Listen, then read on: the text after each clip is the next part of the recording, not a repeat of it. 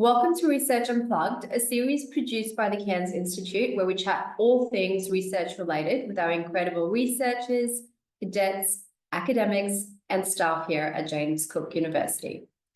I'm Aliyah Ravat, and it's my pleasure to be hosting our second video podcast in the series. I'm pleased that you could join us all virtually today, and I'm really excited to be chatting with Dr. Thilinika Wijesinghe, who recently published a fantastic piece titled From Dependency to Synergy, Mastering the Art of Collaborating with AI. It's a thoughtful and timely reflection, especially given how quickly tools like ChatGPT are being integrated into our everyday work and our research. But before we get things started, I'd like to take a moment to acknowledge the traditional custodians of the lands on which we are meeting, watching and participating, and I pay my respects to the elders past, present, and emerging.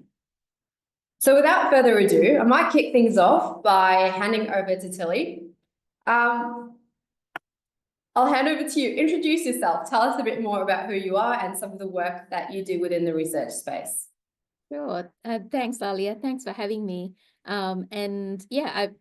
It's an article that I very much enjoyed writing, so I love to speak about it as well. So really looking forward to having a chat about it. I like to call myself an interdisciplinary educator and a researcher, currently based at James Cook University. And I am an educational designer and closely work with academics, helping in their curriculum, teaching, and assessment design. My background spans education, curriculum design, climate change, and sustainability, and with a particular focus on arts-based research as well. But I'm mainly interested, and this forms a part of a lot of my research as well, on how emerging technologies like generative AI are reshaping the way we teach, the way we learn, and the way we think. I come from a strong research tradition grounded in philosophy and the arts, and my work often intersects that critical pedagogy, the speculative futures, and the environmental education side of things. So I always want to experiment and to try out new things, and that's what formed the base of this article. So lately, much of my focus has been helping academics meaningfully to integrate AI into their practice, to make it more ethical, creative, and to do it with care. So I guess based on that is what drove me to write this article. It's a really important piece of work that you're doing, helping academics use it with care, because there is, everyone has started using AI tools, but how do we go about doing that? And I think that's a really important piece. I was lucky enough to read the article, which I thoroughly enjoyed. I thought it was super insightful. And I love how you've gone about describing it as a journey, from dependency to collaboration. But for those who haven't read the article, I mean, if you want to do a quick recap on, what they might find in it, that would be great. Sure, and thank you. The article explores how our relationship with artificial intelligence or generative AI is evolving. So from one of convenience and reliance to one that could become more conscious, social, and critical and collaborative. And that's what I explore in the article. I frame the journey of using AI, and I use the metaphor from dependency to synergy, because I want to make sure that we are moving away from AI doing things for us to actually doing things with us. And that's why I call it a collaborative partner, rather than actually like solely copying and pasting whatever it generates. So the piece itself includes a self-experiment where I intentionally abstain from using AI for a week or so to better understand its influence on my cognitive habits, creative outputs, and the decision-making skills that it will influence. I also discuss certain practical implications for education and research in the article, arguing that synergy is required in not just the technical skills, but a mindset of that co-creation, reflection, and ethical awareness is so necessary and important. So that's a bit of a synopsis of the article, but I guess I'm sharing my whole journey of that, abstaining from using AI and then actually using AI and what that experience was like. It really is quite a journey. And I think you described that really well in terms of like getting the difference between getting AI to do things for you and then collaborating with it. So it's almost like regaining your power as part of that process. One of the things that I really liked, and I'm going to describe this as going cold turkey for a week, because that's kind of what you did essentially. You went cold turkey from AI for a week. What came up? So what did you notice within yourself? What was that like? Especially, you know, in terms of work. Well, it was quite a challenge. And it's funny, like even when I just talk to my friends and just say, well, you know, I didn't use AI for a week and it was quite a big challenge. Like they have this big question mark and seriously, like our life is not dependent on it. But then I also question, is it or isn't it? And that's why this article came about, because what surprised me most was just how much my cognitive rhythms had adapted to having AI as a thinking partner. And constantly, like I was relying on it so much that for that week that I abstained from using it, I found myself missing not just the convenience, but the dialogue, you know, like that dialogue that it generates, the back and forth that helps you clarify ideas or generate momentum. And I started missing it. It's as if, you know, I had missed out on this long lost one-on-one partner that I had that I couldn't chat to anymore, that it was gone. But at the same time, the break also reminded me of the value of slower, more embodied ways of working, and writing by hand, thinking without prompts, sitting with ambiguity, just, you know, holding my pen, just looking into the wide blue sky and just trying to come up with an idea. And that week sharpened my sense of when AI enhances thinking and when it might dilute it. So it was a week, but I think it was such a good reminder to myself just to make sure that I strike that balance on a regular basis, that I don't depend on it for the whole duration of my day, but I just go to it only when I want some support, but not totally like be there all the time trying to, you know, outsmart AI or trying to question AI or trying to, you know, be curious of what it generates, but use it as a thinking partner. So that was pretty evident, and that's what made it clear during that week. So interesting, because I mean, we've had AI as a co-partner for maybe 2 years in our working life, and it's so interesting that, you know, in 2 years it becomes something that we you know, a week away from it and we almost miss AI. It's like the perfect co-worker. Exactly. Yeah. You know, one of the things that I actually really liked about the article was that you shared your reflection, but then you've also gone on to, you know, discuss what you found as being some of the pros and cons. Yeah. I mean, what does that look like? Like, what were some of the things that you found to be quite valuable and those which, you know, perhaps weren't so much? Yeah, it's on the upside of it, I think AI can definitely amplify productivity, and we see that being discussed in a lot of places. Like, you know, people talk about how productive it has been, like, you know, using AI in your emails or in your day-to-day, like mundane tasks that, you know, you don't want to spend a lot of time on. And it serves as a powerful tool for feedback, And I know it doesn't do 100% good job of it, but because it's always very positive, it doesn't Yeah. really give you negative feedback. But I feel like getting that feedback then gives you more opportunity for idea generation or growth, or different sort of iterations that you can sort of think of when you're thinking of something.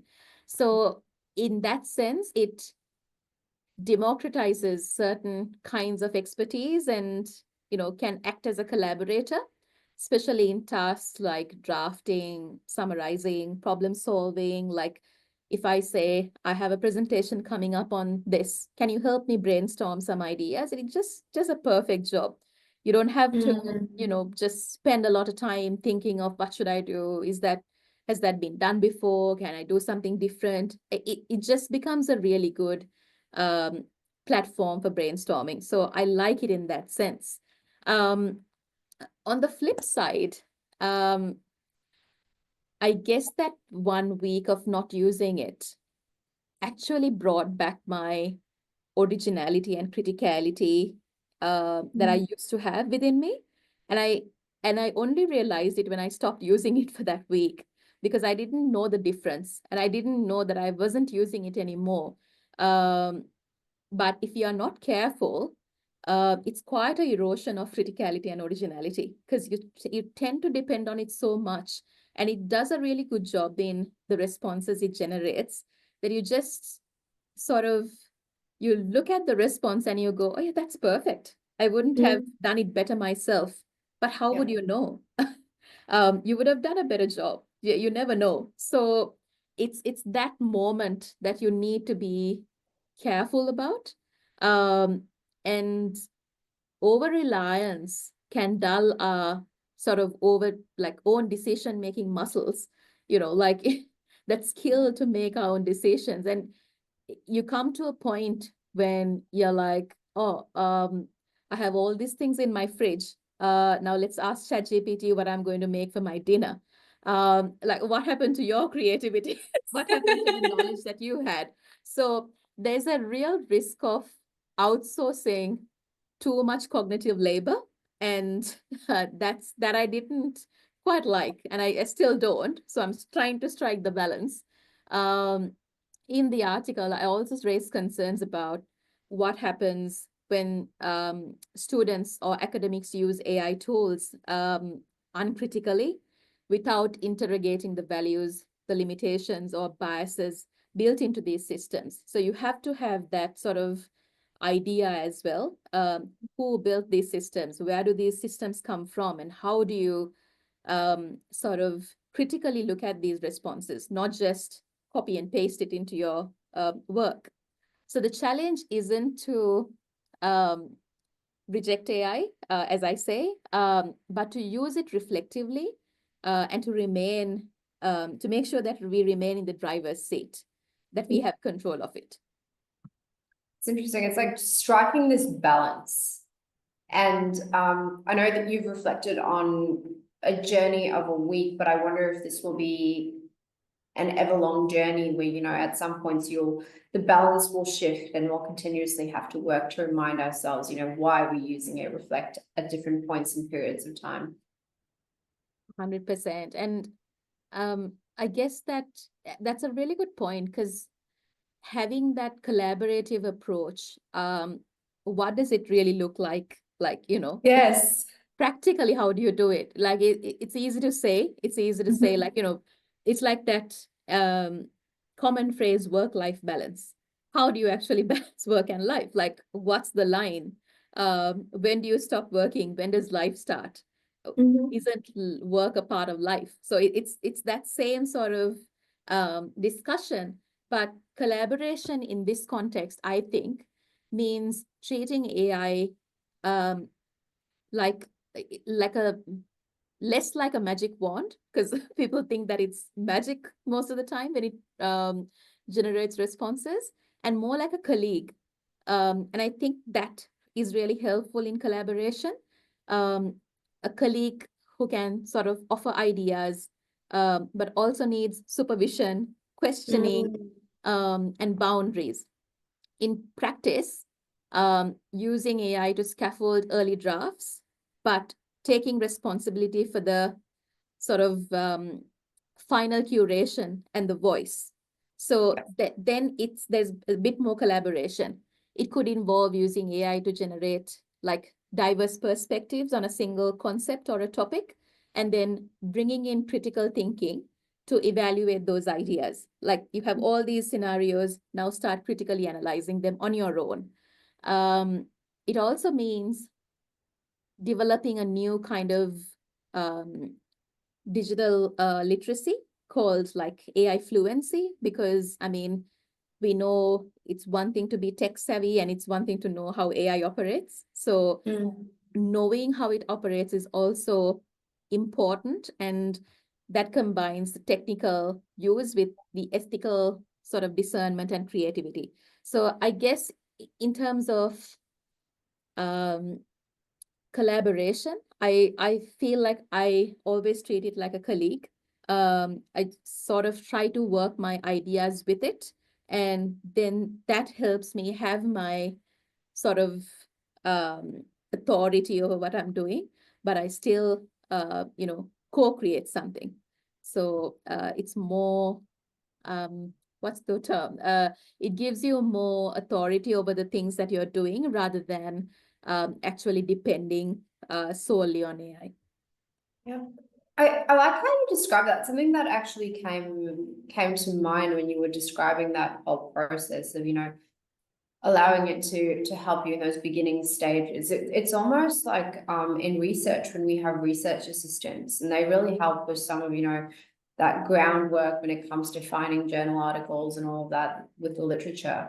But then at the end of the day, the researcher is still the person who goes through and looks through all the information and makes sure that, 100%. yeah, That's a great example, because you can't depend on the research assistant to write a whole journal article or a research proposal. You just have to do the work, but the research assistant, curates and gets all that data for you. So yeah, that's a classic and great example. Yeah, that's really what came to mind when you were describing that. And that was actually one of my next questions, how to use it in a more collaborative, intentional way. And I think you've answered that really well. You talked about before that when you reflected after the week, you noticed that it took away some of that creativity that you had within you. Is there any advice you'd give to, say, students or even academics who are planning on bringing, AI into their work or study routines, but in some way still being mindful of not losing that creativity, especially as someone who's already reflected on that?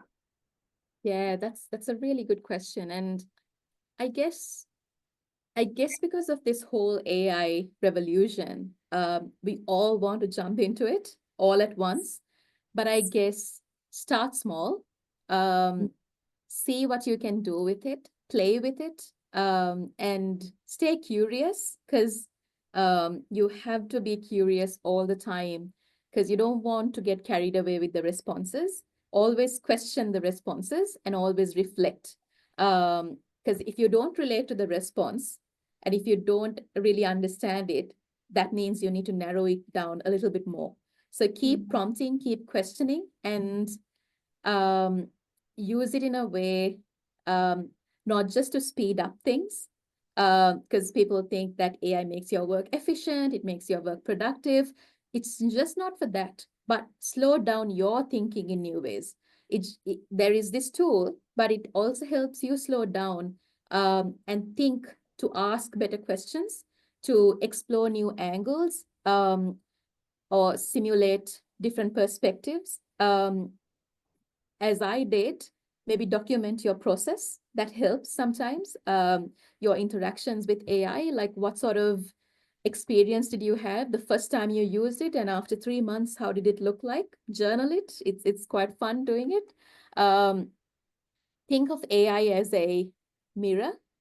What it reflects back depends on the clarity of your input, and the depth of your intention. So make sure that the prompting is on point. I've heard a lot of people say that oh, it doesn't do a good job. It just doesn't generate good responses, but it's in your prompting.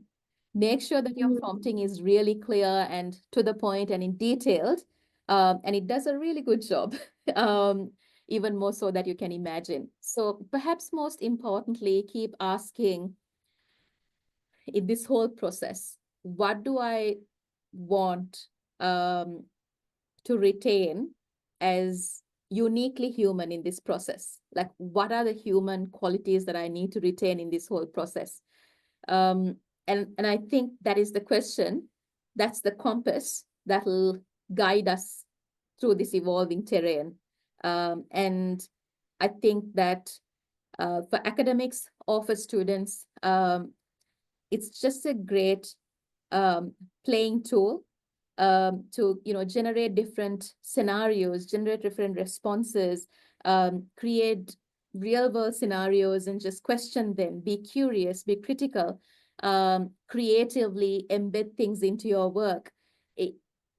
The potential is huge, but it's in how you use it. So there is a lot of resources out there currently. Actually, like, it's flooded currently. But I guess if you can read through them and sort of get an understanding of it, it's a really good tool. Except don't get carried away with the responses. So my sort of last words of adding to it would be stay curious. I love, you know what, I've actually taken something away in terms of the curious element. Something I never thought about was viewing AI as a mirror, which I will take away from this conversation. Being curious and learning from it to say, okay, these are the prompts that I'm giving. How can I be better? I think that curiosity is really, really important. And I think that's definitely definitely something that anyone else out there should take on board, to remain curious, to ask questions, and to use it as a learning experience.